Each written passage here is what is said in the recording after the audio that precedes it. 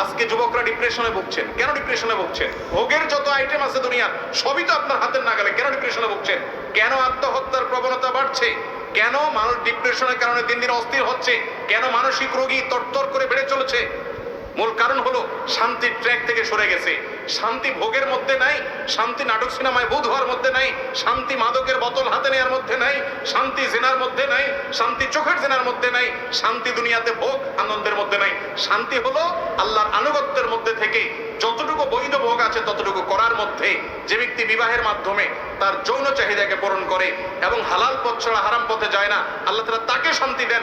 যে অশান্তির পথে যায়, হারাম পথে যায়, অবৈধ পথে যায়, আল্লাহ তাআলা তাকে শান্তি দেয় না। এই জন্য একের পর এক দেখবেন চেঞ্জ করতে থাকেন তার লাইফ পার্টনার, কিন্তু শান্তি কোথাও পায় না, ডিপ্রেশনে ভুগতে থাকে।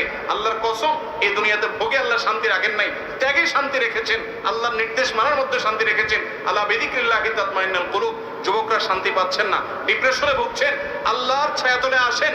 আমি শপথ করে বলছি, আপনি কোরআন হাতে নেন, কোরআন বুঝেন, আল্লাহর সাথে কথা বলেন, নামাজে দাঁড়ান, দীর্ঘ সময় কথা বলেন, সেজদায় গিয়ে আল্লাহর সাথে কানাঘুষা করেন, ভোর রাতে উঠে দোয়া করেন। আমি শপথ করে বলছি, আপনি যে শান্তি পাচ্ছেন, পৃথিবীর কোন মিলিয়নার, কোন বিলিয়নার সে শান্তি পায় না, সে শান্তির ধারে কাছেও যেতে পারে না যদি আল্লাহর আনুগত্য তার মধ্যে না থাকে।